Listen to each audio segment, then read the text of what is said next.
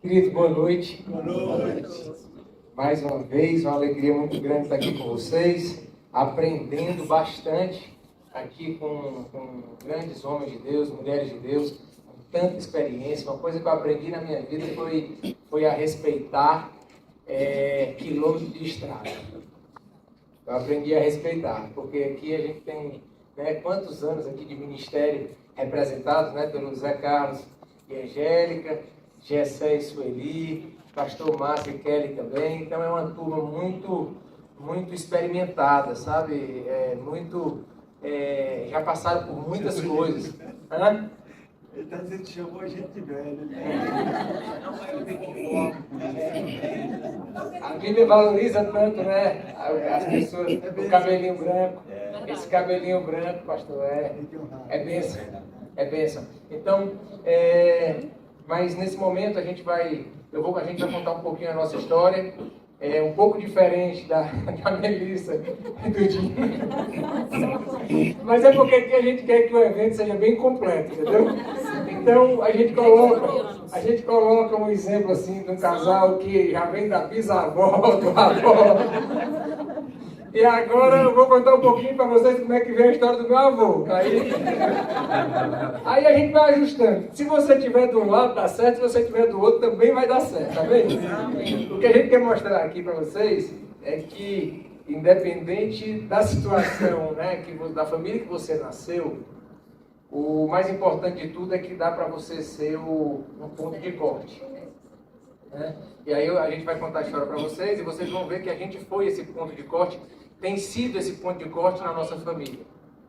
E isso é exatamente para poder encorajar vocês, é para poder inspirar vocês, é para poder mostrar que realmente vocês podem decidir ter a melhor vida aqui na Terra. É uma questão de decisão, é uma questão de escolhas e obviamente que alguém tem que trazer essa mensagem. Há alguns anos atrás, alguém trouxe essa mensagem para mim. E ali eu recebi a palavra e a minha vida começou a ser transformada. Então, eu sou o Beto, lá de Fortaleza, casado com a Nath, pai de 2 filhos, o Caio e a Ana. O Caio tem 8 anos, a Ana tem 6. E a gente, tanto a minha família como a da Nathalie, nós somos lá de Fortaleza. As 2 famílias são de Fortaleza. Nós nascemos lá. E dentro da minha família, especialmente, o meu avô já tinha passado por dificuldade no casamento. O meu avô passou por divórcio.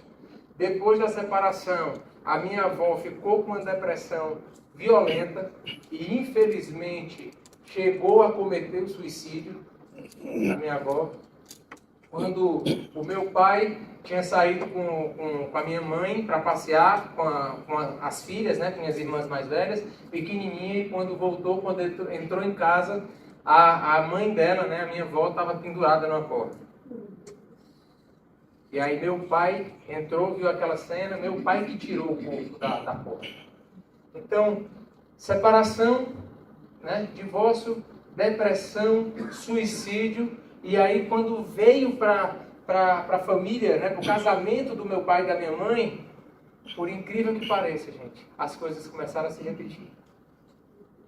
Separação dos meus pais, depressão da minha mãe, e graças a Deus a gente não passou pelo suicídio com a minha mãe, mas na verdade a gente ficava extremamente preocupado, e o médico que acompanhava ela dizia, vocês tenham cuidado, acompanhe de perto, porque ela tem um quadro depressivo e que ela pode cometer suicídio também. Então a gente vivia com essa atenção.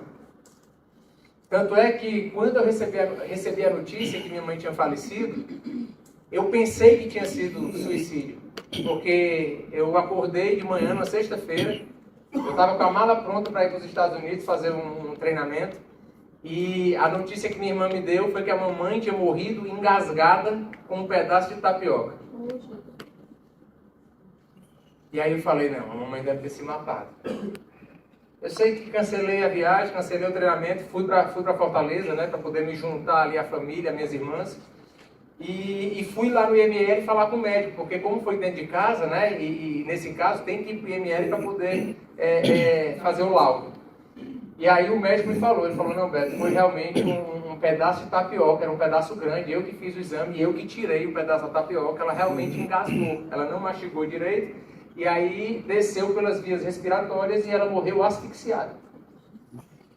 E aí, isso sendo esclarecido, e naquele momento ali, eu aproveitei, né, naquele momento eu já estava firme no Senhor, naquele ano que ela faleceu, e ali naquele momento eu tive a oportunidade, foi de pregar o Evangelho.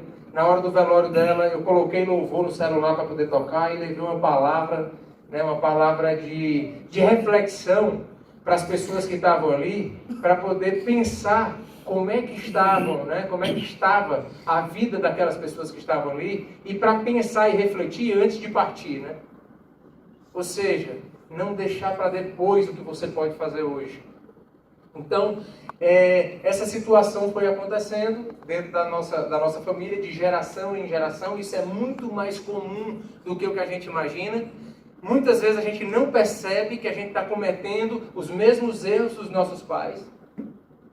Porque, na verdade, aquilo ali vai sendo formado, vai sendo enraizado. Do mesmo jeito que o Dino e a Melissa pregaram aqui, mostraram pra gente que aquilo que eles cresceram vendo acontecer, aquelas 40, 50 pessoas dentro da casa do Dino, que ele cresceu vendo aquilo ali vai enraizando nele.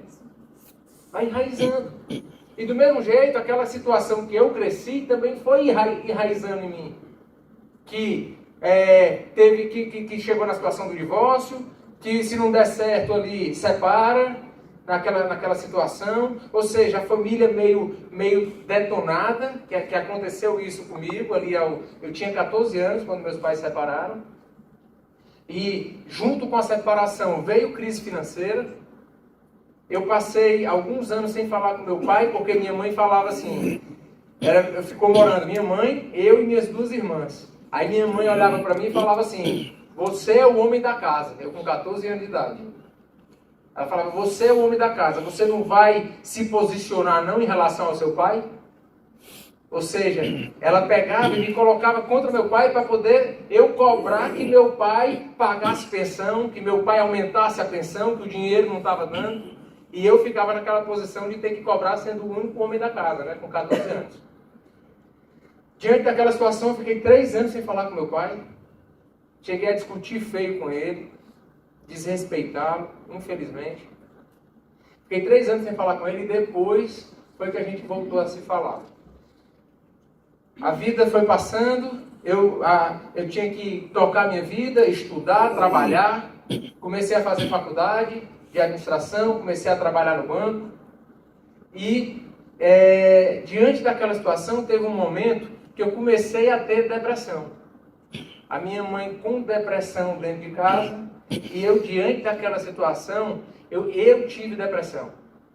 Eu não tinha vontade de sair de casa. Não tinha vontade de ir para o banco, de ir para a faculdade, sabe? Vendo a minha mãe, ela chegou a atrofiar a musculatura porque ela não se levantava da cama.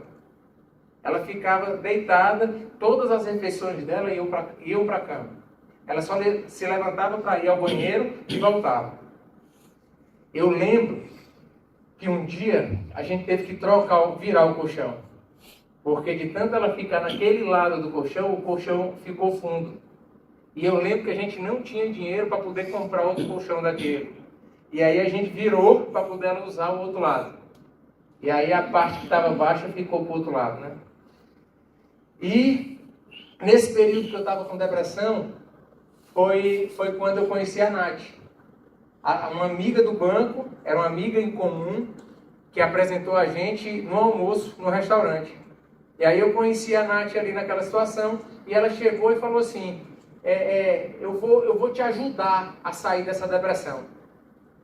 E ela, como amiga, ela começou a me chamar para sair. Quando ela ia para algum restaurante, ela me chamava. Quando ela ia para alguma festa, ela me chamava. E ela ficava me obrigando a sair de casa. Eu não tinha a menor vontade de sair de casa. Menor vontade. Ela me ligava e falava, estou aqui embaixo, desce. A amizade foi continuando, foi avançando. E teve um dia que numa festa que a gente foi, a gente acabou tomando um champanhezinho a mais lá, nessa festa. E aí eu peguei e disse assim pra Nath, ó. Falei, Nath, eu tava tão pra baixo que... Não tem contato, você não sabe contar essa parte. Não só contar essa parte, não. Aí a gente chega lá em casa e diz, Natália, é o seguinte, hoje eu tô legal, vou pegar alguém. Eu digo, vixe, tá fazendo efeito, o irmão tá tão bom. Porque a pessoa com depressão não tem tesão nenhum, né? Na vida e nada. E aí ele disse, vamos pra boate? Eu disse, vamos. Arrumei ele do jeito que eu arrumei hoje aqui, ó. Passei já no cabelo dele, arrumei ele. Aí nós vamos pra boate. Aí eu disse, rapaz, homem quando toma uma champanhezinha, ele se encoraja, né? Aí vamos lá pro camarote, porque o camarote era exclusivo, a coisa ficava mais propícia. Eu preparando todo o cerco pro Beto, né? Vamos pro camarote, vamos. Aí botei o Beto no camarote. Aí traz o champanhe. Aí peguei a champanhe e dei pro Beto. Toma aqui, Beto, champanhe. Aí o Beto tomou uma taça, eu tomei uma também. Ele tomou a segunda também. E aí eu olhei e eram poucas pessoas e tava eu, o Beto e uma grande amiga, a Camila Tabosa, né? Eu chamava ela Tabosa. E aí tinha uma jovem senhora próxima assim da gente, né? Uma jovem senhora. Que ela já saiu, devia ter uns 35 anos. Nossa idade. A qual eu chamei ela de coroa. E aí, eu e o Beto, a gente ali com seus 21 anos de idade, e aí, de repente, quando eu vi, o Beto olhou pra coroa e começou a dançar em direção à coroa, e a coroa em direção a ele. Me deu uma raiva. Deu um negócio no meu estômago, eu digo, vai prestar não. Ele vai ficar com ela. E de repente, eu olhei pra ele e disse, ele é meu. Como assim? Tô há 3 meses investindo, cuidando da cabeça dele. Agora que a cabeça dele tá boa, a mulher vai pegar? Vai não, vai não. Ele é meu. Aí eu olhei pra Tabosa e disse, Tabosa, minha filha, ele vai ficar com ela. A Tabosa disse, deixa, mulher, deixa ele ficar com ela. Eu disse, deixa não. Ah, mas tá aí que eu não deixo não. Me virei, eu olhei pra aquela cena. Aí ele aqui dançando. Vem cá, fica aqui, do meu lado dele. Bota a música aí, coisa linda. Bota, coisa linda. Aí ele aqui dançando, né? Eu aqui dançando, eu vendo aquela cena. E a coroa aqui do lado dele dançando. Aí eles foram dançando. E foram se achegando. Aí ele tava aqui, né? E eu tava aqui desse lado, atrás dela, vendo a cena. Foi melhor. Vai, dança. Ele aqui dançando, né? Aí eu disse, meu Deus, ele vai ficar. Ia uma aproximação. Aí eu bem grandona, né? Bem grandona, aí eu olhei para aquela cena e disse, ah, não vai prestar não. Porque se eu perder para ela, eu vou ganhar para quem? Rapaz, eu dei 3 passadas, a estatura faz parte do processo. Dei a primeira passada, dei a segunda, quando eu dei a segunda, eu pulei entre eles dois e disse assim, se eu perder para ela, eu vou ganhar de quem? Aí, ó.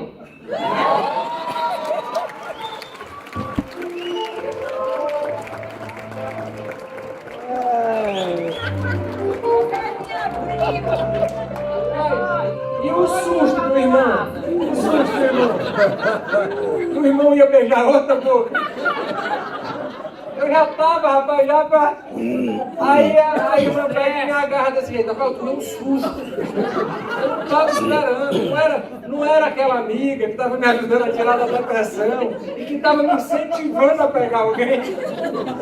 Aí no dia que eu tomei coragem, ela não deixou, né? E aí eu sei que depois desse beijo eu falei, rapaz, eu perdi minha amiga que estava me ajudando. No outro dia de manhã que eu acordei agora, eu fiquei pensando, agora eu não vou ter nem a namorada e nem a amiga, né? Eu sei que aí a gente marcou de almoçar, eu falei, vamos almoçar pra gente conversar? Tipo assim, vamos esclarecer o que foi que aconteceu. Sem champanhe, né? Sem champanhe no juízo. Aí quando a gente foi conversar, aí eu disse assim, Nath, o que é que um homem precisa ter para que você queira namorar?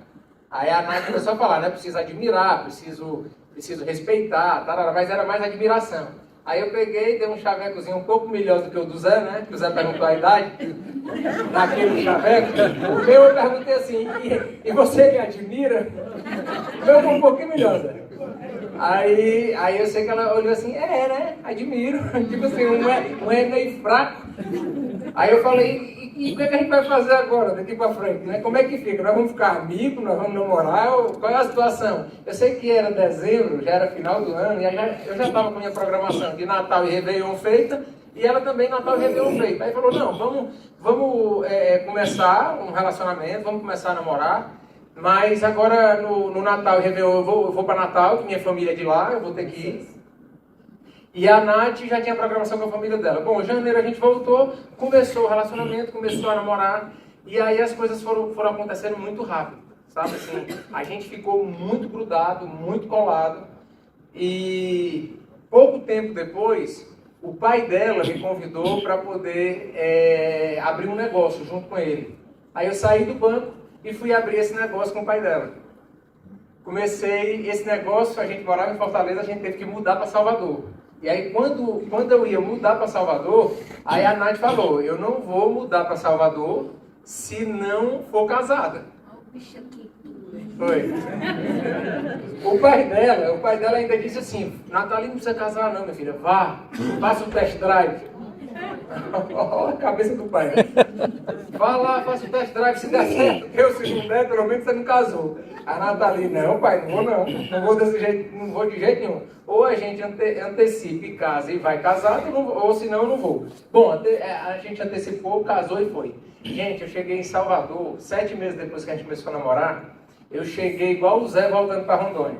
Sendo que ele chegou com 3 diplomas, eu cheguei com 2, né? Eu cheguei numa cidade que eu nunca tinha ido para trabalhar com um negócio que eu nunca tinha trabalhado e agora casado com a Nathalie. Então foi assim, foi um desafio muito grande esse período. Foi muito difícil para mim porque eu não tinha realmente experiência para tocar o negócio, né? Eu até brinco com ele hoje, com meu sogro, e digo assim, sogro, não sei quem foi mais maluco nessa situação, se foi o senhor que convidou ou eu que aceitei. Eu sei que a gente acabou embarcando nessa. Pouco tempo depois, eu comecei a falar para ele. Eu falei, sogro, esse negócio aqui está complicado. Era uma loja de vinhos em Salvador. E aí, a gente só tinha um varejo, não tinha um atacado. E o atacado, que era da própria marca, dando bypass em mim direto. Enfim, foi passando o tempo, eu falei, sogro, não vai dar certo isso. 2 anos depois, a gente voltou para Fortaleza. 2 anos, a gente vendeu de novo a franquia, né, a loja, para a própria marca, que a gente tinha comprado deles. E aí voltou para Fortaleza. Aí eu voltei para Fortaleza, sem trabalho, com a Nath, e para começar do zero de novo. E aí, aquela volta foi muito difícil. Isso foi em 2007, a gente voltou em janeiro de 2007 para Fortaleza.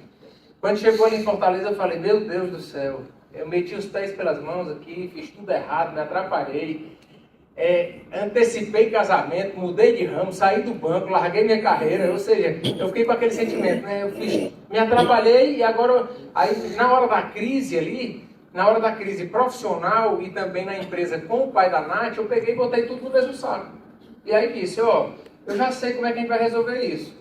Eu separo, volto para o banco e vou tocar de novo a minha vida de onde eu tinha saído. Na hora da crise, né?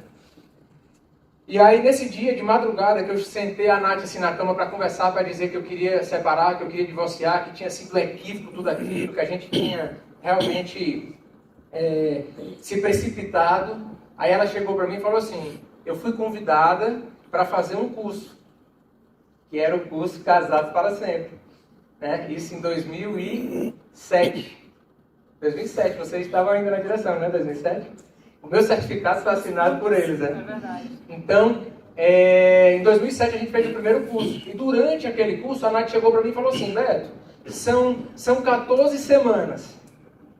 14 semanas a mais ou 14 semanas a menos não vai mudar muita coisa na tua vida, nessa tua decisão de querer separar. E aí ela teve essa clareza, que na época eu não tive. Ela chegou e falou assim, você está misturando tudo e está colocando num saco só. Na verdade, a parte profissional, financeira da empresa que não deu certo é uma coisa, o nosso casamento é outra. Sendo que na hora, acabou que eu misturei tudo. Aí ela disse, você está misturando tudo, então topa essas 14 semanas? Eu falei, 14 semanas a mais ou 14 semanas a menos, não vai mudar nada na minha vida. Eu topo fazer. Topei o desafio de fazer o curso. E quando foi na quinta semana, na quinta aula, na lição de perdão, foi muito forte para mim, sabe? Muito forte. E por acaso, hoje à noite a gente vai falar sobre perdão. E foi exatamente a aula do Casados que fez toda a diferença na nossa vida, na minha principalmente. Naquela aula ali, eu entendi que se eu quisesse mudar de vida, né? Se eu quisesse transformar minha vida, eu poderia me arrepender de tudo que eu estava fazendo errado. Poderia confessar aquilo, largar aquilo, zerar a conta e começar uma nova vida. Naquele dia eu entendi isso. Quando eu cheguei em casa depois da aula, sentei com a Nath e aí falei tudo o que estava acontecendo com esse retorno nosso de Salvador para Fortaleza. Que eu não estava bem, que eu estava bebendo muito, estava saindo muito, estava farreando, adulterando, disse tudo para ela. Sentei ela e aí ela começou a chorar, eu também. E aí ela chegou para mim e falou assim: você quer uma chance? Você realmente quer uma chance? Aí eu falei, quero. Aí ela disse, então se você quer uma chance, então nós vamos recomeçar. Nós vamos zerar a conta e vamos avançar. Depois desse curso, eu comecei a frequentar uma igreja lá em Fortaleza, a igreja Comunidade Cristã Videira, do pastor Costa Neto. E fui conhecendo um pouco da palavra. Fui começando a frequentar, começando a andar com aquelas pessoas. E quando foi em julho de 2008, eu decidi me batizar. Em julho de 2008. Junho, 28 de junho de 2008. No dia que eu me batizei, eu já tinha tomado uma decisão de não trabalhar mais ali na empresa do pai da Nath. Quando eu comecei a andar ali na igreja, comecei a ouvir a palavra e receber a palavra, Deus falou muito forte comigo na Semana Santa de 2008, eu lembro exatamente que foi isso, Semana Santa de 2008. Quando eu voltei decidido. Eu peguei a chave da empresa, entreguei para o meu sogro, agradeci para ele, tudo que ele tinha feito, o investimento que ele tinha feito em mim, a oportunidade que ele tinha me dado, mas que realmente eu ia devolver, que eu não ia trabalhar mais na empresa, porque era uma empresa familiar, e que aquela empresa tinha muito cacique para pouco índio. E que, na verdade, eu era um dos índios, né? Porque na empresa familiar tinha os irmãos da Nath, tinha os primos da Nath, ou seja, tinham os filhos, né? Os filhos dos donos. E eu era agregado empresa familiar. Então eu cheguei e falei, não, eu vou fazer o seguinte, eu vou sair. E aí nessa época, gente, que eu mergulhei mesmo, meu sogro olhou para mim e falou assim, Beto, e tu vai fazer o quê? Vai trabalhar com o quê? E eu confesso para vocês que naquele dia eu não sabia com o que eu ia trabalhar. A única certeza que eu tinha no coração era que naquela empresa eu não deveria ficar. Era um negócio muito interessante, porque era uma convicção muito forte. E aí eu entreguei a chave sem ter nada engatilhado, né? Não tinha nenhum emprego, não tinha nenhuma empresa, não tinha nenhum negócio engatilhado. E aí eu combinei, obviamente, antes de fazer isso com a Nath. Eu falei, Nath, continua trabalhando com teu pai, porque aí já é o ambiente que você já estava acostumada. Me libera, eu vou me liberar do trabalho e eu vou procurar outra oportunidade. Então a gente fez um acordo, ela topou, ela acreditava que na hora que eu me liberasse eu ia atrás de outra oportunidade e que daria certo. Querido, depois desse acordo, depois que eu disse isso para o meu sogro, eu peguei e entrei num período que eu chamo de ano sabático. Eu entrei no meu sabático, foi na hora que eu dei o meu mergulho, que o pastor comentou. Deu o meu mergulho ali em Cristo naquele momento, naquele período, e eu não queria saber de outra coisa. Eu só fazia, era ler a palavra, eu ficava louvando, adorando. Eu passava 2 horas, 3 horas às vezes de joelho à tarde, em casa, só adorando e orando e pedindo a Deus que Deus cuidasse da minha vida, que Deus abrisse uma porta. E mesmo sem ter nada, eu nunca tive tanta paz na minha vida como naquela época. Gente, eu não tinha nada. Pra você ter ideia, eu devolvi o celular que eu usava, que era da empresa. Um amigo meu me deu um telefone ele me deu o aparelho e tinha R$20 de crédito por dia. Ele falou, fica pelo menos com esse telefone, pelo menos se tu quiser ligar para mim, se tu quiser ligar para alguém, tu ligar, porque nem telefone eu queria. Para ter ideia de como é que eu estava. Estava assim, era direto, era assim, calça jeans, blusa de malha, e eu ficava imerso na palavra e, obviamente, conversando com algumas pessoas procurando a oportunidade. No dia do meu batismo, no dia 28 de junho de 2008, foi a coisa mais linda do mundo. Quando eu cheguei em casa, eu sem estar trabalhando, sem nenhuma perspectiva, na hora que eu entro em casa, está a minha carteira de trabalho assim em cima. Eu peguei a minha carteira de trabalho e fiz um registro, sem saber nem direito o que é que eu estava fazendo, porque na verdade foi um ato profético que eu nunca tinha visto em lugar nenhum, mas foi completamente movido pelo Espírito Santo. Eu peguei minha carteira e fiz lá na parte de empresa, eu peguei e escrevi, né? Empresa, botei, Comunidade Cristã Videira, eu com a caneta escrevendo. Aí tem lá, endereço, eu botei Rua Deuteronômio número 28, que fala sobre obediência. E as bênçãos da obediência. E as bênçãos da obediência. Cargo, eu botei servo, fiel e obediente. Data de admissão, 28 de junho de 2008.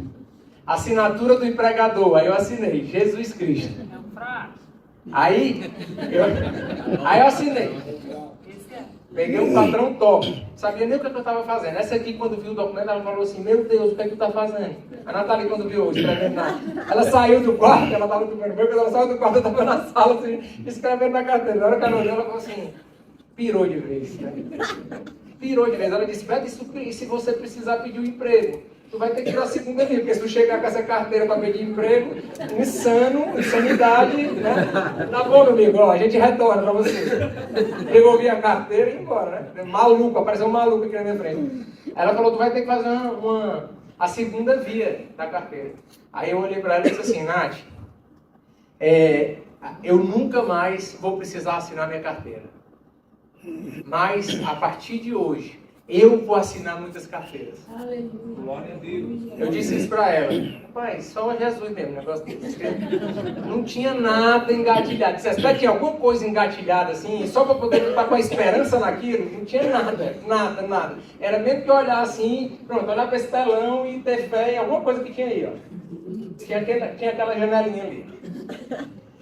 E aí, gente, isso foi em junho de 2008, o tempo foi passando, eu comecei a receber vários convites de várias empresas para eu ser sócio e entrar para poder operar a empresa. E um desses convites foi o Coco. Foi o Coco Bambu aqui de Brasília, que eu fui convidado. E eu assinei aquele contrato em novembro de 2008. E eu entrei, gente, nessa empresa sem ter R$1. Eu fui chamado para ser sócio. O sócio fundador me emprestou todo o dinheiro e eu entrei só com trabalho. Aí na hora que eu falei para a Nath, eu estou indo para Brasília porque o Alfredo me chamou para ser sócio da empresa e a gente assinou o contrato, assinei em novembro o contrato e em dezembro de 2008 eu pousei aqui para poder morar aqui e construir o restaurante.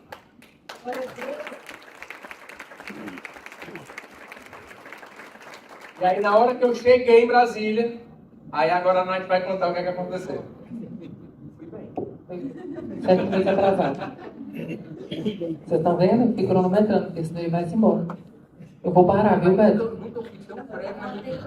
Foi mesmo. Não, tem não. Sou diligente. Então, gente, Beto veio para Brasília, né? E aí, nesse período, ele ficou tocando a obra, a construção do Coco. E eu fiquei em Fortaleza, porque nós tínhamos feito um acordo e eu precisava suportá-lo, no sentido da palavra, de trazer suporte para aquele momento onde ele estava tocando a obra e eu fiquei em Fortaleza trabalhando para auxiliar. E quando ele veio morar em Brasília, eu lembro que o primeiro sentimento que eu tive no meu coração foi de um aperto muito grande. Mas ele dizia, Nath, eu não vou abrir mão dessa oportunidade. Eu estou sentindo que essa é a oportunidade. E aí ele veio. E eu lembro que nesse período, quando ele veio para Brasília, a gente tinha um acordo que pelo menos uma vez a cada mês a gente precisava encontrar. Mas era muito estranho, porque toda vez que eu encontrava o Beto, parecia que o Beto que eu tinha casado de novo depois de um curso, né, era completamente diferente.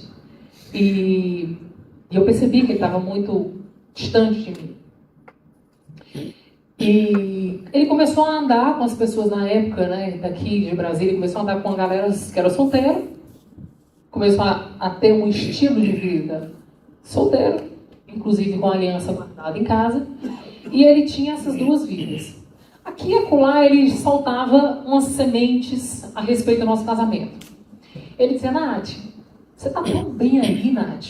E nessa época, eu tinha um restaurante que levava meu nome, que era o Nathalie Bistrô, que era um restaurante dentro de uma loja de vinhos, e que ele estava no auge do sucesso. Então eu ganhava muitos prêmios pela Veja, era o melhor restaurante, era o restaurante mais sofisticado da cidade.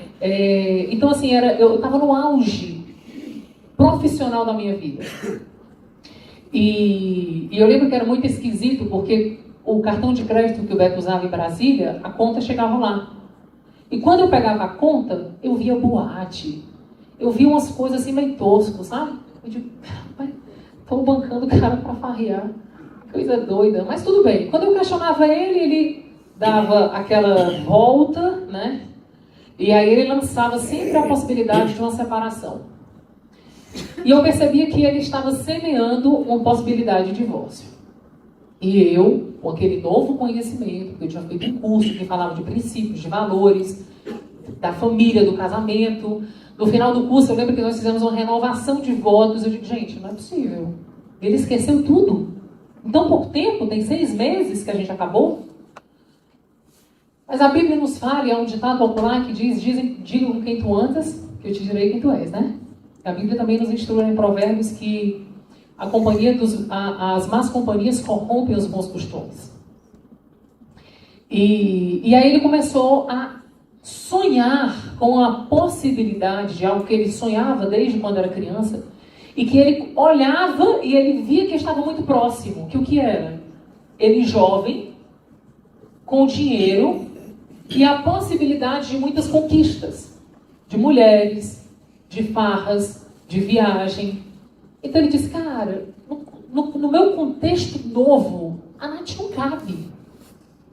Então, uma vez ele foi para Fortaleza e eu tinha umas estratégias, né? Então, uma das estratégias era que toda vida que ele ia para Fortaleza, eu juntava ele com a nossa turma do casado. Porque eu acreditava e acredito muito no contágio social, né? Com quem você anda, você é influenciado. E eu lembro que uma das vezes eu fiz um jantar lá em casa e os 6 casais estavam liberados para engravidar. E o meu sonho era engravidar. E uma coisa que eu esqueci de falar, mas acho muito importante falar, é que na minha cabeça, casamento era algo que era a prova de bala. Por quê? Os meus pais casaram muito jovens. A minha mãe tinha 15 anos e meu pai tinha 19. Com 22 anos de idade, a minha mãe tinha 4 filhos. E meu pai já tinha passado por muitas crises. Então meu pai ficou rico, ficou pobre. Meu pai teve depressão, ficou bom na depressão. Meu pai teve filho fora do casamento, minha mãe aguentou. Minha mãe descobriu várias traições, meu pai e aguentou. Então, na minha cabeça, a instituição casamento era a prova de bala. Se me dissesse, aonde eu fui criada, a forma que eu vivi e a forma que eu vi, era que casamento suportava tudo. Então, quando o Beto falava para mim que qualquer crise que tinha entre nós dois, ele disse assim, vamos separar. Não entrava na minha cabeça. Eu disse assim, como separar? Por isso? Não. Vamos separar por isso, não.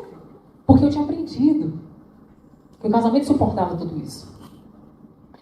E voltando para o jantar, e aí chegou nesse dia do jantar, todas as meninas empolgadíssimas, já estavam tomando ácido fólico há não sei quanto tempo, já tinham feito todos os exames, já tinham feito todos os processos, as contas, as contabilidades, do que quer gastar, quer investir, tudo. E eu digo, meu Deus, eu estou na fase de tentar convencer o Pepe que eu tenho um filho. Você já está nesse processo todinho. Mas Deus é muito generoso, Ele conhece o nosso coração, né? E Deus sabia o desejo que eu tinha de ser mãe. E nessa noite, o Beto, todo mundo decidiu orar para que Deus cumprisse uma promessa das mulheres engravidar naquela noite. E eu olhei para o Beto e disse assim, Beto, e aí, vamos tentar? E aí ele, num afã da emoção, disse, seguinte, hoje é domingo, amanhã eu estou indo embora, só vou te dar essa chance. Nós tínhamos 4 anos de casado. Todo tipo de manobra que vocês puderem imaginar, eu fiz. Todas. Mas quando o Beto ia chegar naquele ápice do processo, ele me jogava fora da cama, ele me empurrava, ele cortava o coito, ele fazia tudo que pudesse imaginar para eu não engravidar. Quando ele disse aquilo, eu disse, rapaz, acho que vai dar certo. Bem, a palavra de Deus diz que nós nascemos para coabitar, não é isso? Sede fecundos, coabitem. Coabitem, meu povo, é uma palavra bonita, mas ele faça um sexo. E naquela noite nós fizemos sexo, não foi, meu filho? 30 dias depois eu descobri que estava grávida. Fez certeza, né? Pá. E aí, 30 dias depois eu ligo pro Beto e conto para ele a novidade, que eu estava grávida. O Beto disse... A primeira coisa que ele fez, que ele respondeu quando eu disse que estava grávida foi: que besteira foi essa que tu fez? Eu estou falando besteira, mas o tempo foi eu. É aquele que começa com M? Sabe qual é? Eu disse, como assim tu disse? Que besteira eu fiz? Mas eu não fiz sozinha não, foi nós dois juntos. Mas Nathalie, nós estamos numa crise, nosso casamento é um fracasso e tu inventa de ter um menino. Aí eu disse, meu Deus, será que eu estou falando com a mesma pessoa que me deu um ok? Mas tudo bem. Vamos lá. E aí ele disse para mim o seguinte: Nath, então já que você fez essa besteira, fecha tudo aí e vem-se embora para Brasília. Eu tinha aprendido que existe uma missão chamada família. E eu estava sob aquela missão. Então eu fechei os negócios, o auge do sucesso, e vim embora para Brasília. Só quando eu cheguei em Brasília, eu descobri que eu era um peixe fora d'água. E aquele contexto que eu estava... Primeiro eu vim frustrada, né? Porque você abrir mão de um sucesso profissional não é fácil. E eu vim. Quando eu cheguei em Brasília, eu vi que o Beto tinha uma vida de solteiro. Eu disse, oxi, como assim? Ele tinha uma vida de solteiro. E quando eu cheguei em Brasília, eu acho que eu fedia. Porque se o Beto estivesse sentado aqui, e eu sentava do lado dele, ele levantava e saía. Eu digo, meu Deus, mas que coisa esquisita, rapaz. Ele não conseguia ficar perto de mim, não conseguia. E eu naquela luta, naquela peleja, me sentindo muito rejeitada, muito abandonada, eu comecei a sangrar. Eu disse, eu vou perder essa criança. Vou perder essa criança, e cada vez me sentindo muito mal. Até o dia que nós fomos para o hospital, eu estava tendo um descolamento de placenta, precisava de repouso absoluto. E eu lembro que nesse período a gente morava num apartamento de 20 metros quadrados, né? Teve um dia que eu fui tão insana que eu peguei cotonete e fui limpar os cantos das paredes. Que eu não tinha o que fazer. E eu saí cutucando todos os rejuntes do canto da parede. Mas entendendo que eu estava sob a mesma missão. Eu entendia que eu precisava fazer tudo o que eu pudesse, que eu tivesse de força, para não perder o que eu achava que tinha muito valor, que era a família. E chegou um dia, eu tive esse problema, fui para o hospital. E aí no dia seguinte eu disse pro Beto, por favor, meu bem, você vai trabalhar, eu vou ficar em casa descansando. Nesse período eu ajudava de vez em quando lá no corpo, tirava café, tirava chopp, atendia na recepção, tudo que podia eu estava lá auxiliando. E nesse dia o Beto, quando eu cheguei no coco, eu tinha combinado com ele que a gente ia para a igreja, nós estávamos no processo de buscar a igreja. Quando eu cheguei na igreja, existia um ser humano chamado Beto. Ele estava completamente embriagado dentro de uma roupa. Eu não reconheci. Quando eu olhei para ele, eu disse, o que aconteceu? Ele disse, não fala comigo. Eu digo, oxi. Não me force a viver o que eu não quero. Quer ir para a igreja, vá sozinha. Eu digo, pronto, encapetou. Literalmente. Eu olhei para aquela cena, eu disse, vou lá para dentro do escritório conversar com minha mãe para me acalmar. Eu tinha passado a noite no hospital sangrando. Eu não podia ter fortes emoções, eu ia perder aquela criança. Fui para dentro do escritório, fiquei conversando com minha mãe. De repente eu saio e procuro o Beto. Cadê o Beto? Chego na recepção, não, o Beto se arrumou e foi com os amigos dele para a festa. Hã? Foi o quê? Aí eu entro dentro do escritório e digo, fulano, o sócio Beto, puxa nas câmeras. A menina disse que o Beto saiu. Aí ele puxou nas câmeras, quando a gente vê, lá tá o Beto, ó, se arrumando no elevador, botando a blusa para dentro, e foi-se embora para a festa. Naquele momento, eu disse para mim, chega. Todas as minhas forças, toda a minha energia, toda a minha convicção, toda a minha certeza foi por água abaixo. Liguei para os meus pais e disse, estou voltando para casa. Fui no apartamento, peguei minhas coisas, não eram muitas, é um apartamento muito pequeno, fui embora para casa e ali começou o meu processo. Voltar para a casa dos pais dá uma sensação de fracasso e retrocesso. Principalmente quando você volta num processo de divórcio. Mas o primeiro sentimento que eu tive foi de alívio. Eu saí de um lugar onde eu era rejeitada, que eu era abandonada, que eu fedia, que a pessoa não conseguia ficar perto de mim, e fui para um lugar onde eu era acolhida, cuidada e amada. Então o primeiro sentimento que eu tive foi de alívio. Passou. Só que dentro desse processo, existiu algo muito poderoso que eu acredito que Deus vai ministrar aos nossos corações. Porque dentro desse processo, quando eu voltei para casa, muitas coisas começaram a acontecer comigo, Nathalie. E o mais interessante de tudo é que esse processo aconteceu comigo, em lugares muito secretos, sem interferência de nenhum homem, de nenhuma mulher, mas somente minha com Deus. E quando eu voltei para casa, eu comecei a pedir a Deus, Deus, prepara um homem para mim. Porque eu não quero ser mãe solteira. Eu não quero ficar sozinha. Então, só prepara um homem para mim. Um homem que ame o meu filho como se fosse dele. E era muito interessante porque quanto mais eu orava, mais na televisão aparecia assim.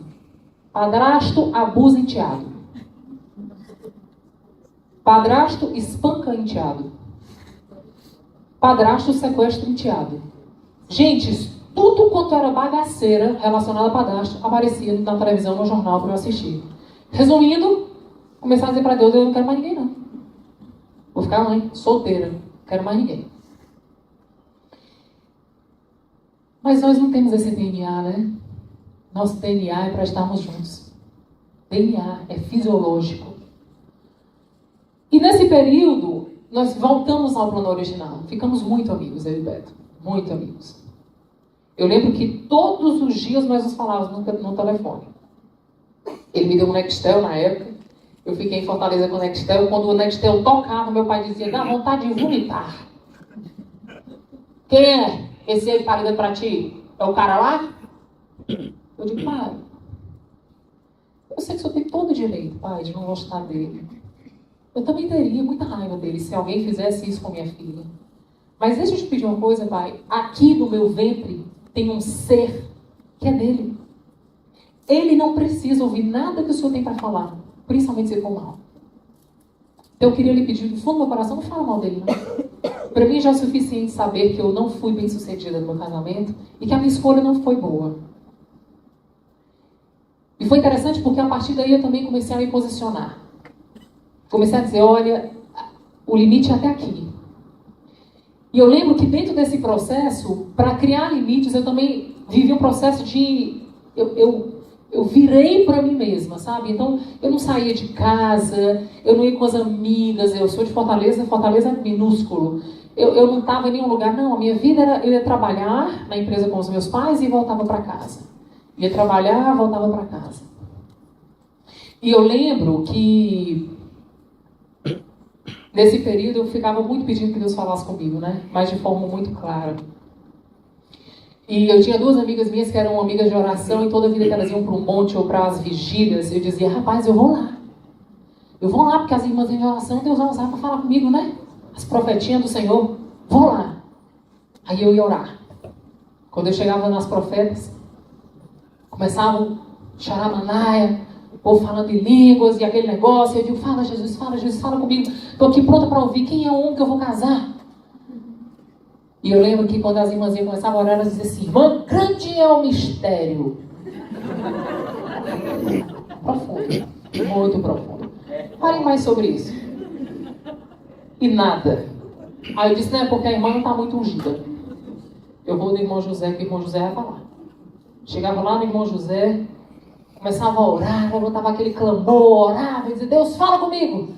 Aí o irmão dizia assim, irmã, Deus manda te falar que Ele está falando e trabalhando contigo no silêncio.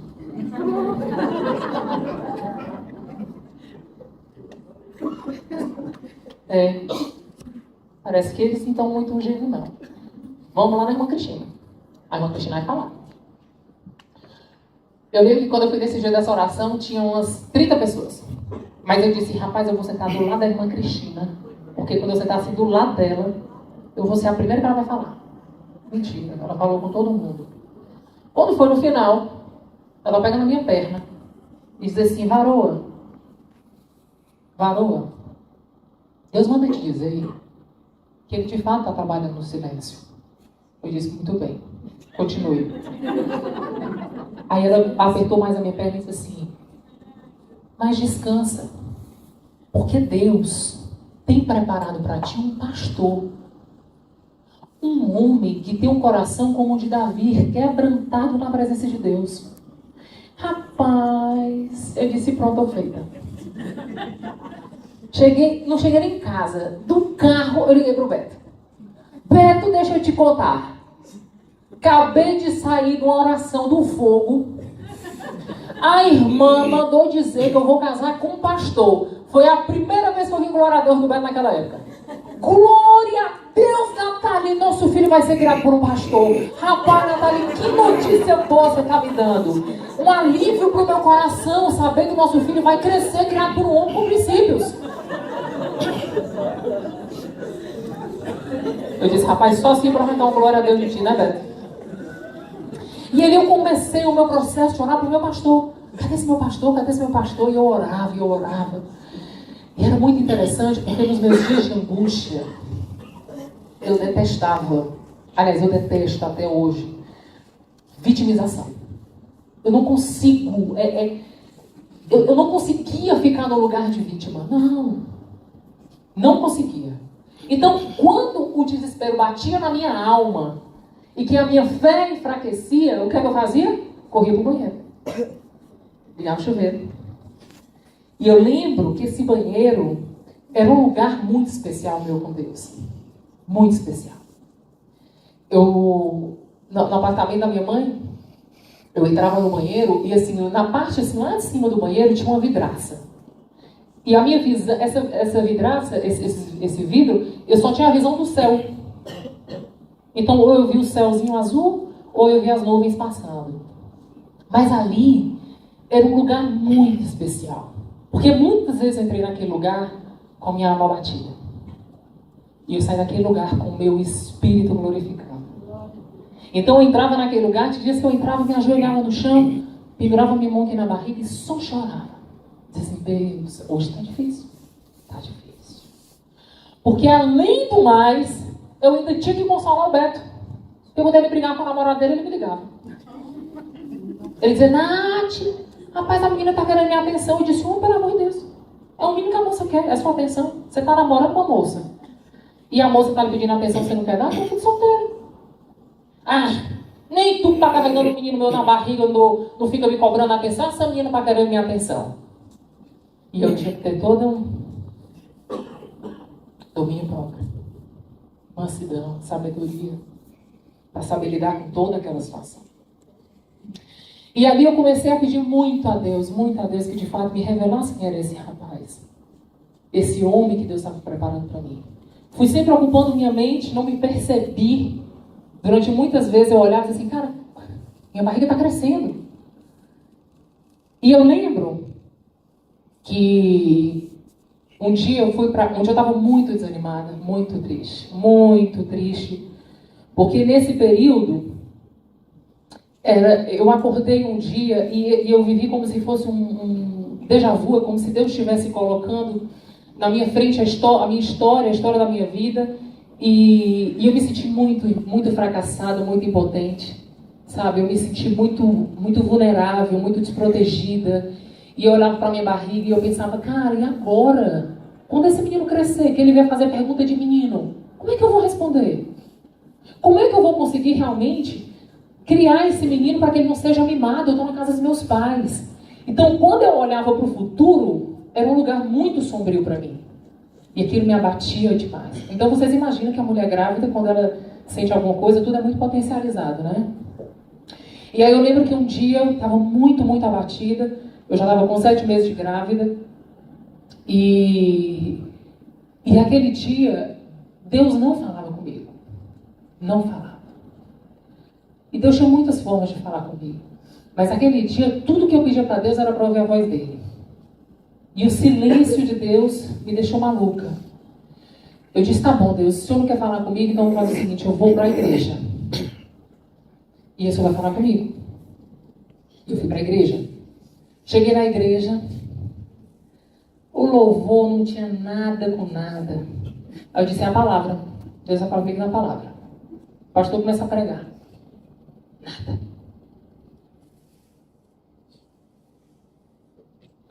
E eu disse, meu Deus, e agora? Não tem oração nas irmãs? Vim para a igreja, o Senhor não falou. O louvor não falou comigo. Eu não sei mais o que fazer.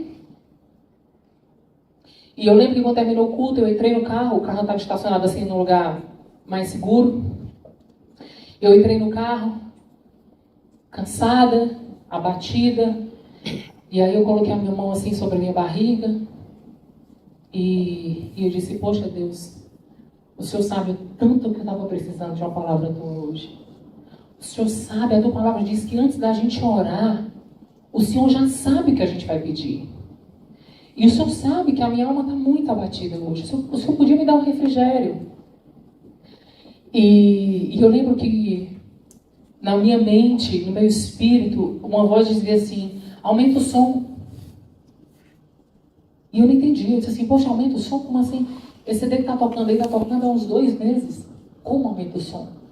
E a voz repetia de novo, dizia, aumenta o som.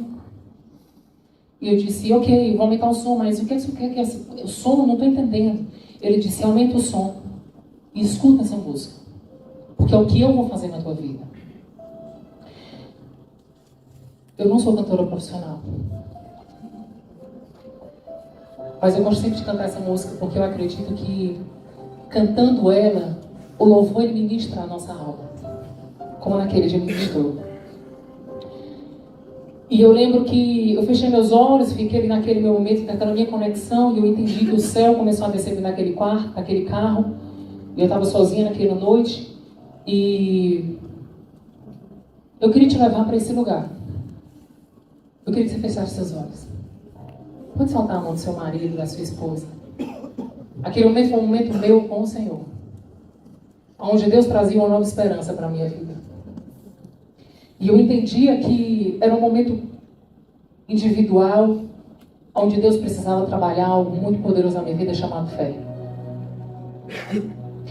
E eu aumentei o som, e a música diz assim,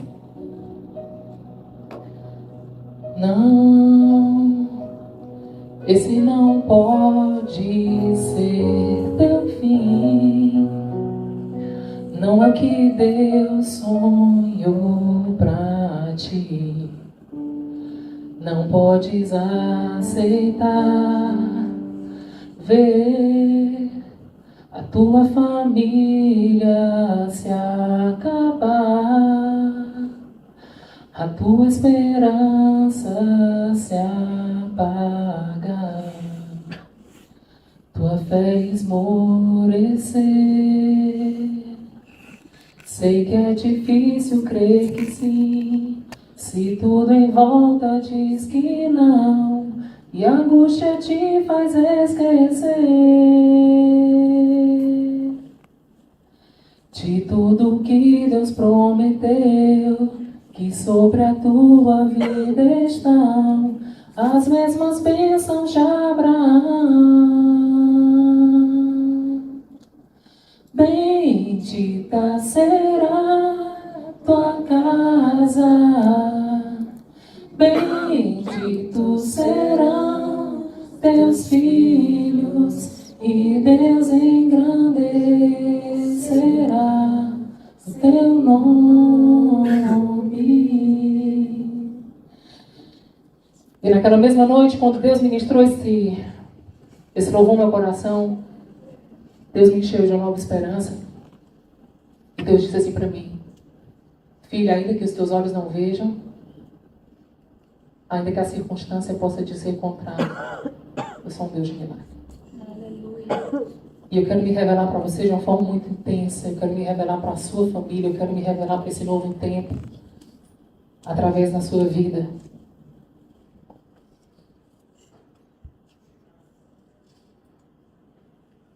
Em Lucas capítulo 17, Deus fala assim. Jesus disse aos seus discípulos: é inevitável que aconteçam coisas que levem o povo a tropeçar. Mas, ai da pessoa, por meio com quem elas acontecem. Seria melhor que ela fosse lançada no mar com uma pedra de moinho amarrada no seu pescoço, do que levar um desses pequeninos a pecar. Tome cuidado. Se o seu irmão pecar, repreenda-o. E se ele se arrepender, perdoe-lhe.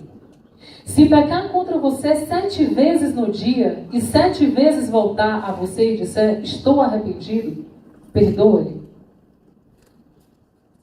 Os apóstolos disseram ao Senhor, aumenta a minha fé.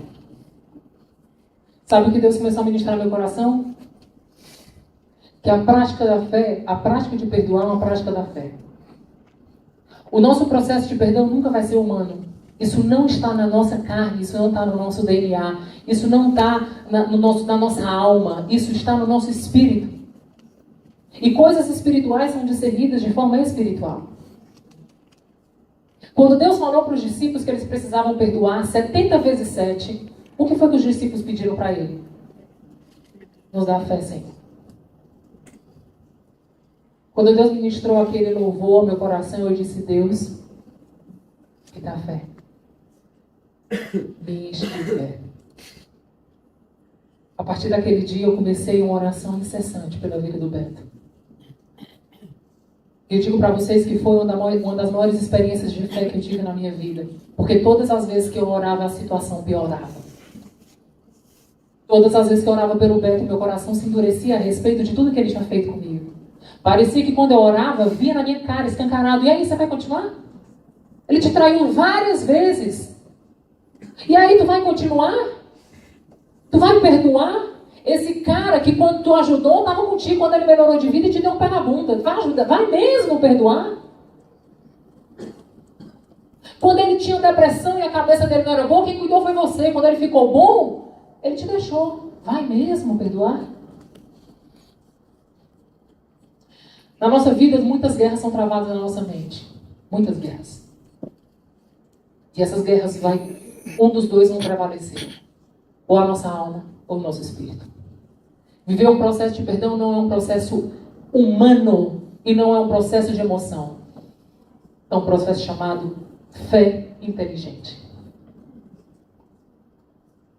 Eu orava e a situação piorava. Eu orava e a situação piorava. Mas eu dizia, Deus, eu quero uma porção de fé para hoje. E essa porção vai me levar até amanhã. E Deus não age com as nossas estratégias, nem com a nossa força, nem com o nosso braço. Quando Deus me entregou aquela palavra, Ele dizia para mim só para crer. E eu comecei a crer os meus jeitinhos para a minha história mudar. Quem foi que disse que Deus precisa do meu jeitinho e do teu jeitinho? Quando nós damos o nosso jeitinho, a glória nunca é 100% para Ele. A gente divide a glória com outras pessoas, mas Deus nunca é isso. Deus quer a glória para Ele. Porque Ele é o único digno de honra. Ele é o único digno de glória. E o único digno de louvor. E eu comecei a dar os meus jeitinhos e a coisa não mudava. Faltando 15 dias para o Caio nascer. O Beto tinha 3 namoradas ao mesmo tempo. Eu disse, Deus, a encrenca piorou. É tripla.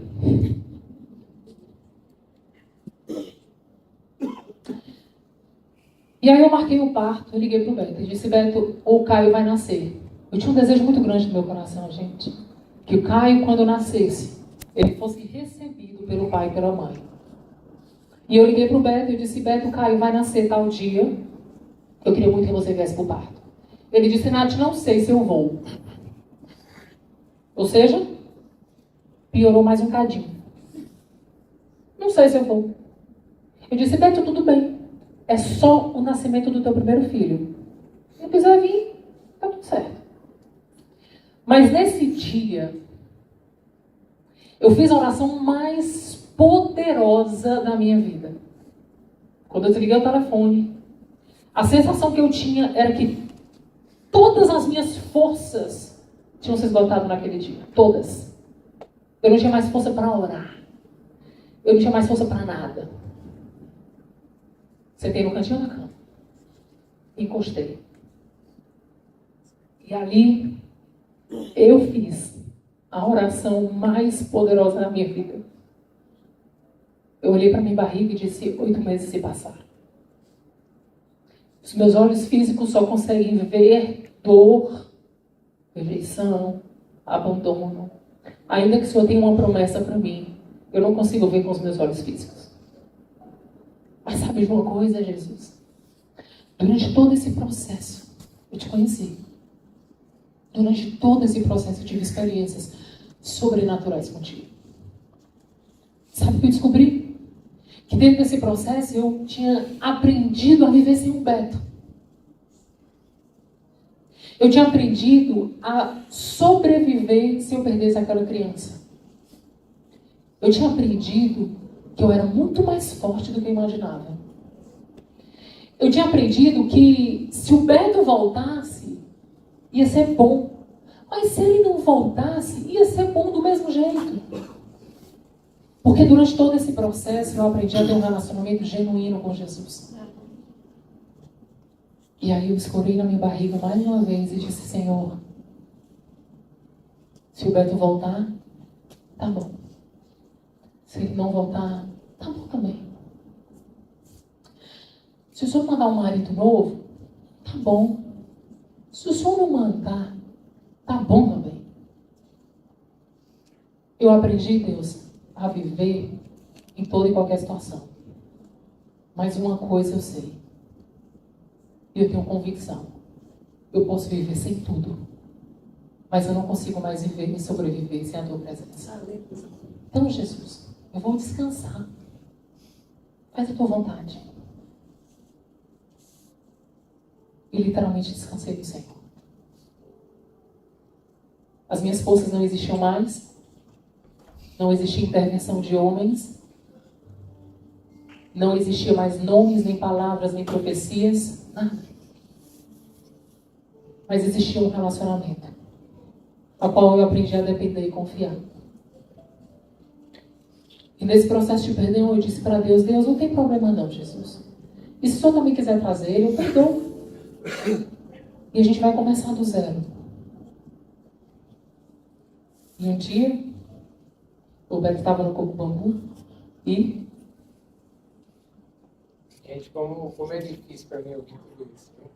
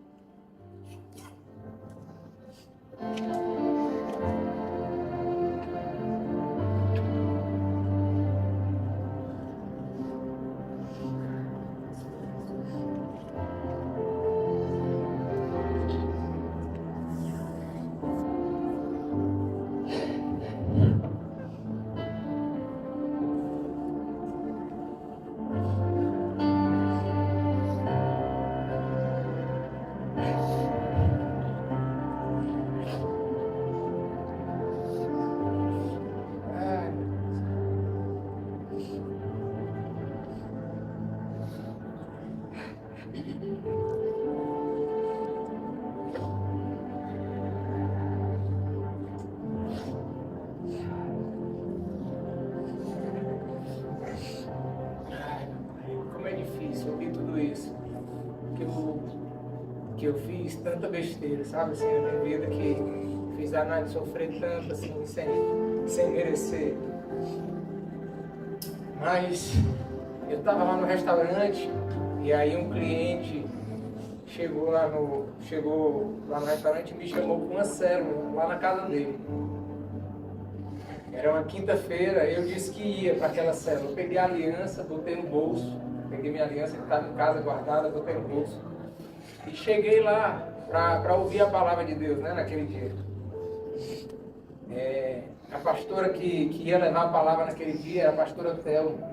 Ela pegou a palavra que ela tinha preparado para ministrar. E aí, na hora que ela fez uma oração. Na hora que ela foi começar a ministrar, ela disse assim: Deus, eu preparei uma palavra, mas Deus está pedindo, eu não sei porquê, para poder ministrar outra coisa completamente diferente do que eu preparei. Ela dobrou o papel, botou dentro da bolsa dela. E depois que ela guardou, ela pegou, olhou para a gente e falou assim: abra sua Bíblia em Deuteronômio 28. Na hora que eu ouvi aquilo, na hora que ela falou, abra a tua Bíblia em Deuteronômio 28, que tinha sido a palavra que eu tinha registrado na minha carteira de trabalho, lá no dia do meu batismo, em 2008. Isso já era em 2010. Aí eu vi que era Deus nitidamente falando comigo ali, claramente falando comigo naquela noite.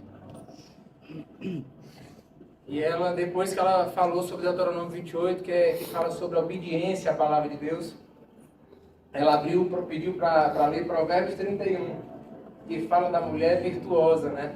E aí na mesma hora eu lembrei da obediência, e na hora da mulher virtuosa eu lembrei da Nath. E naquela hora ali eu disse para Deus, eu vou te obedecer. Eu vou te obedecer. Era a única coisa que eu falava, sabe? Eu vou te obedecer. Você está falando claramente comigo. Naquele dia, dentro daquela célula, quando terminou a porque eu estava muito tocado por Deus, eu liguei para a Nath, lá da casa desse meu amigo, desse cliente. E quando eu liguei para a Nath, eu falei: Nath, pega a tua aliança e coloca no dedo.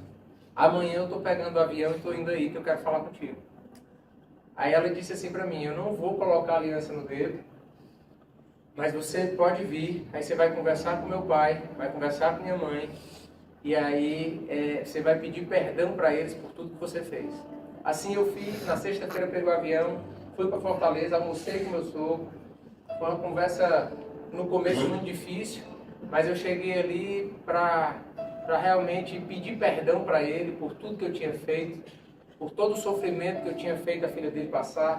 Você imagina, você que é homem, você que é pai aqui, você receber sua filha grávida, divorciada e grávida na sua casa. Então, eu cheguei para ele e falei: eu não tenho o que falar, não tenho o que justificar. A única coisa que eu tenho que fazer é te pedir perdão por tudo que eu fiz. Mas eu quero te pedir perdão e quero te pedir autorização para poder levar a Nathalie, minha esposa, e meu filho para Brasília, porque agora eu vou cuidar bem deles. Aí ele olhou para mim, aí disse assim: Beto, nessa idade que meus filhos estão, na verdade, eu sou muito mais amigo deles do que qualquer outra coisa. Na verdade, quem vai tomar essa decisão é ela. Mas se ela quiser ir, está autorizado e está abençoado. Né? Então, pedi perdão para o meu sogro, pedi perdão para a minha sogra. E quando foi no parto do Caio, no dia 30 de março de 2010, quando o Caio nasceu, eu estava lá no dia do parto.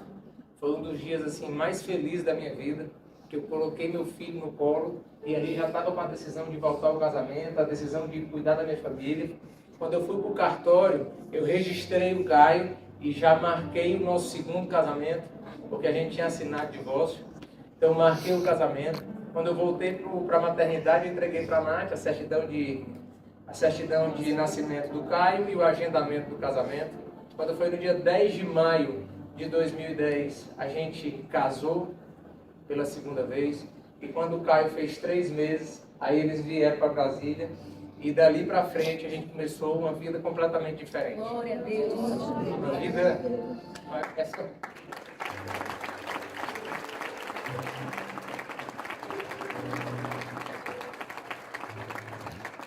Uma vida completamente diferente ali com a presença de Deus. É por isso que eu sou tão apaixonado por Jesus, é por isso que eu sou tão apaixonado pela obra, é por isso que eu abro a minha casa para poder receber famílias dentro da minha casa, em célula, em Casados para Sempre.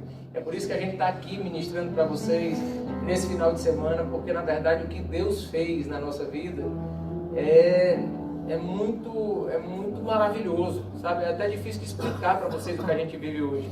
Mas ao mesmo tempo que a gente vive isso hoje, a gente queria mostrar para vocês que nem sempre foi assim, sabe? Nem sempre foi assim. Da mesma forma que aconteceu com o Zé Carlos, da mesma forma que aconteceu com o pastor Márcio, da mesma forma que aconteceu na nossa vida, sabe? A gente acredita que pode acontecer na vida de várias pessoas, várias e várias pessoas.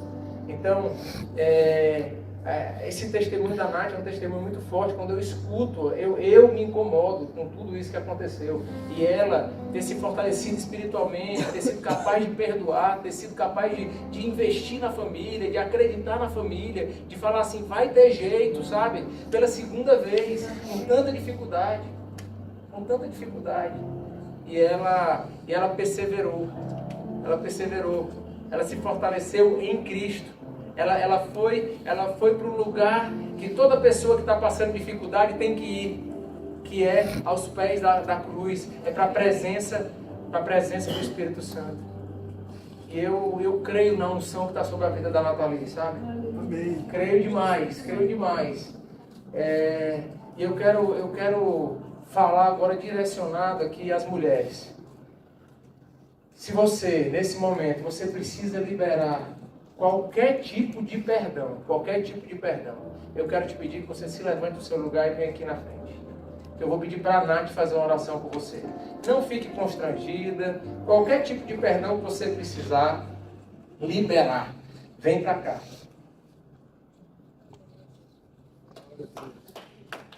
É muito interessante porque é um tema muito forte, de fato. Um tema muito forte.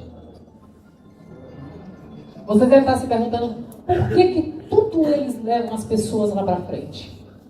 Por que tudo eles pedem para levantar a mão? Sabe por quê? Deus precisa ver em mim e em você um negócio chamado passo de fé. Deus precisa ver em mim e em você uma ação.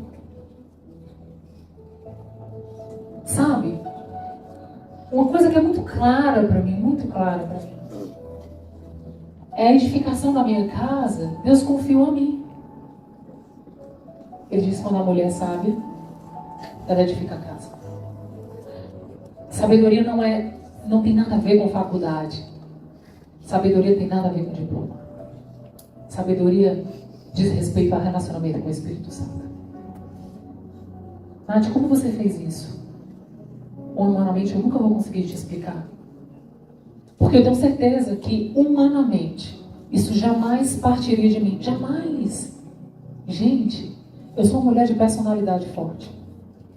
Eu sou uma mulher que nasceu num berço financeiramente rico. Eu nunca me submeti a homem na minha vida. Nunca. Nunca me submeti. Para mim, homem traiu, tem que trair também. Esses eram os meus pensamentos. Se o cara aprontou, dá um pé na bunda dele. Ele não te merece. Esses sempre foram os pensamentos que pautaram os meus relacionamentos. Sempre.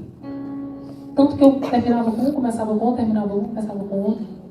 Mas vivia sempre buracos enormes no meu coração, tristezas profundas, me sentia muitas vezes defraudada emocionalmente. Até o dia que eu cansei. Cansei de tanto orgulho. Sabe? Cansei de tantas histórias fracassadas. E eu disse para Deus, ok, Senhor, as forças se esgotaram. Mas sabe qual foi a força que esgotou? A da alma. A nossa alma grita, ela berra, ela quer justificar, ela quer fazer a coisa acontecer, ela quer se vingar. Mas o nosso espírito diz, não, perdoa. 70 vezes 7. Porque é o nosso espírito que se conecta com o Pai. Então, a mensagem principal que eu queria passar para vocês essa noite é que perdão não é algo humano. Perdão é algo espiritual. Perdão é um processo que você vai viver com o Espírito Santo. Perdão é cruz. Isso é perdão. Não vamos conseguir viver isso humanamente falando. Mas podemos fazer isso de uma forma racional. Se me dói, se eu sofro, se eu não durmo, se eu padeço, a dor está em quem? Em mim. Eu não vou passar o perdão mediante se ele pede ou não pede perdão, se ele se arrepende ou não se arrepende, se ele muda ou não muda. Merece. Na verdade, não é o meu marido que merece. Não foi o Beto que merecia meu perdão. Eu mereci o perdão. Porque eu não ia ficar doente. Eu não ia tornar os meus dias tristes, um após outro. Eu queria voltar a ser feliz. Essa alegria que vocês veem em mim, gente, é o meu dia a dia, esse é o meu astral. É quem eu sou. E eu não queria deixar nenhuma situação ou nada que eu tenha vivido me abater dessa forma. Então, eu queria viver o perdão. Eu queria ficar livre daquela dor. E a Bíblia diz para nós que quando o fardo está pesado, troca com o dele. Porque o dele é leve e suave. Meu fardo estava pesado de tantas dores, tantas mágoas, traições, abandono, rejeição. E quando eu decidi trocar o meu fardo com o de Jesus, eu não fiquei sem fardo. Mas eu trouxe para mim um suave e leve que Deus sabia que eu podia me sentir mais em paz.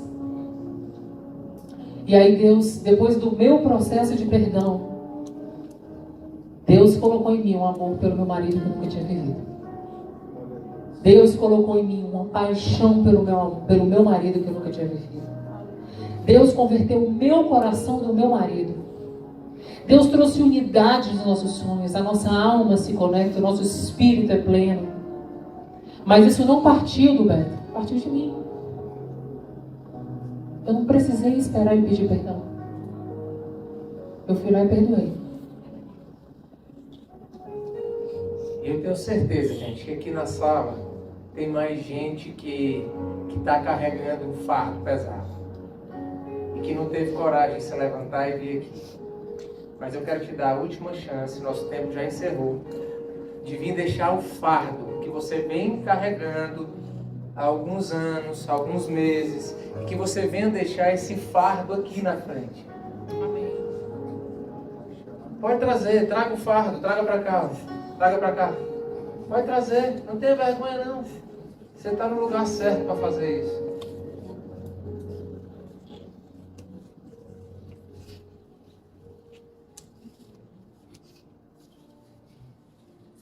Glória a Deus, glória a Deus. A Nath vai orar por vocês e eu vou dizer uma coisa para vocês.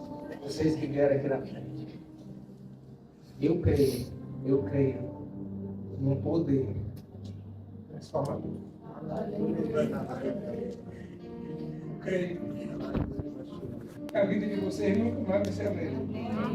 Nunca mais vai ser a mesma. A minha vida mudou em 15 dias. 15 dias. Depois disso tudo que a gente viveu, 15 dias depois dessa que a Nathalie descansou no Senhor. É por isso que a palavra que eu quero declarar para vocês aqui nessa noite, a chave que foi virada, foi quando a Nath descansou no Senhor. Foi quando a Nath descansou no Senhor. É por isso que o convite aqui para vocês chegarem aqui à frente, é para vocês pegarem esse fardo.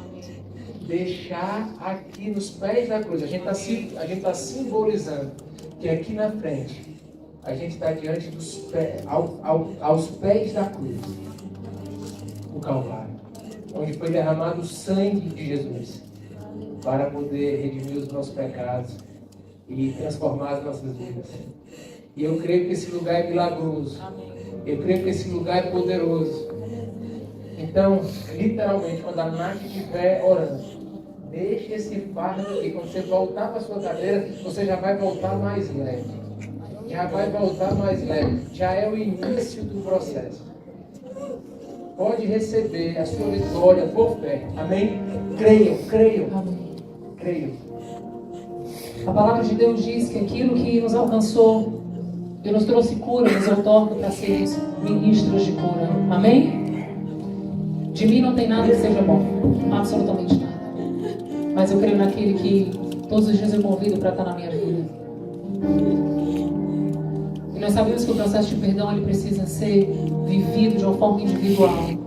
Por isso eu queria pedir que vocês que ficaram sentados, por favor, fechem os olhos de vocês. Estejam nesse momento intercedendo pelas pessoas que estão aqui necessitando de um novo tempo.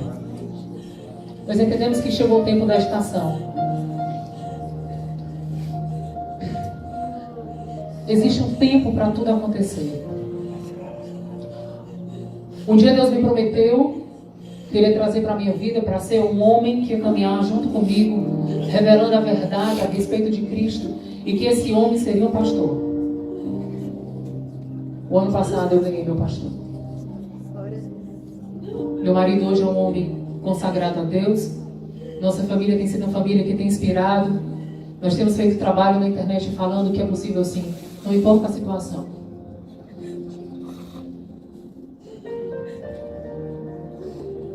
Então esteja na oração. E se você precisa viver um processo de perdoar o seu pai ou a sua mãe, que tem levado você a repetir o mesmo padrão de problema no teu casamento, vem aqui também. Você precisa deixar essa identidade e assumir uma nova identidade. Vive esse novo tempo.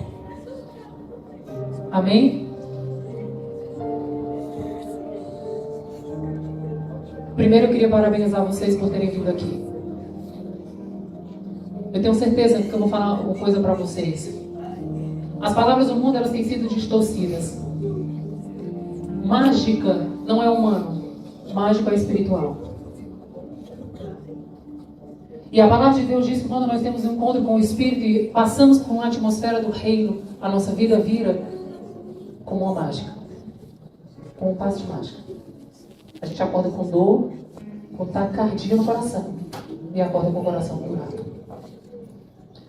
A Bíblia diz que o choro pode durar uma noite, mas a alegria vem ao amanhecer.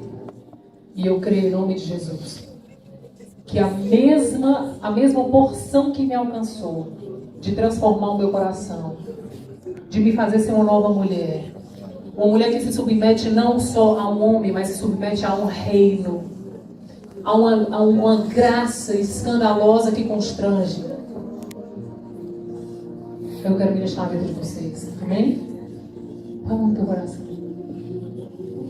Pai, toda ferida no coração dela, Jesus, toda ferida que fez o coração dela ficar duro, que o Senhor venha em nome de Jesus transformar o coração dela. Que toda alma abatida seja essa noite sobrepujada por uma graça sobrenatural.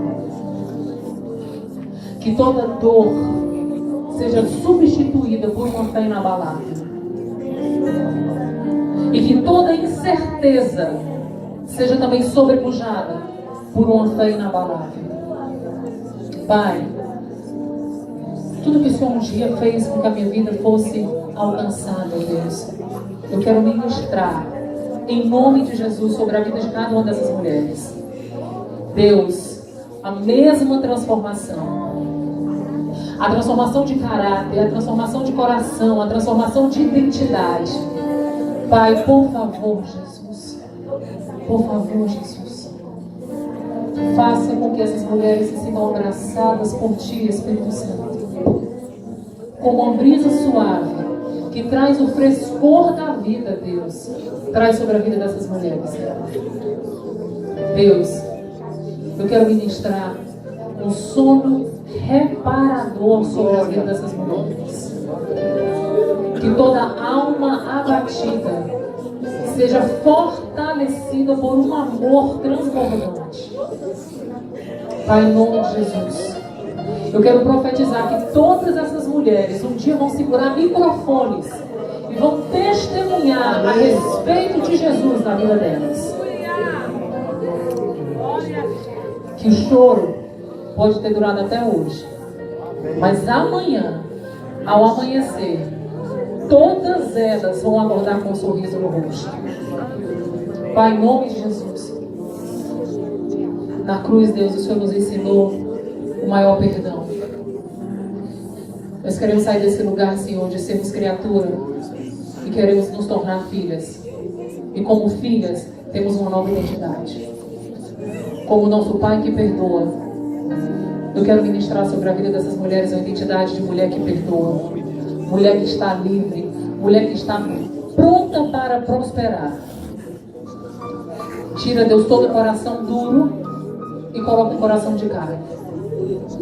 Muda, Deus, o DNA dessas mulheres. Muda, Jesus. Um DNA santo, um DNA puro, um DNA que, a partir de hoje, essas mulheres serão mulheres que vão consolar outras mulheres. Deus, em nome de Jesus, queremos gerar, Senhor, no mundo espiritual, Deus, a família e a restauração dessas mulheres. Queremos gerar no mundo espiritual, Senhor, alegria. Queremos gerar, Deus, no mundo espiritual transformação. Queremos gerar, Jesus, no mundo espiritual identidade. Queremos gerar, Deus, no mundo espiritual filhos abençoados. Queremos gerar, Deus, no mundo espiritual mulheres cheias do Espírito Santo. Queremos gerar, Deus, sobre essas mulheres, Senhor, uma identidade transformada. Deus, tudo é sobre identidade. Como um dia o Senhor transformou a minha identidade, Deus, transformou essas mulheres, Pai. Em nome de Jesus. E que elas se sintam confortadas, amadas, cuidadas, com o espírito fortalecido e a alma tranquila para o novo tempo que começa. Em nome de Jesus.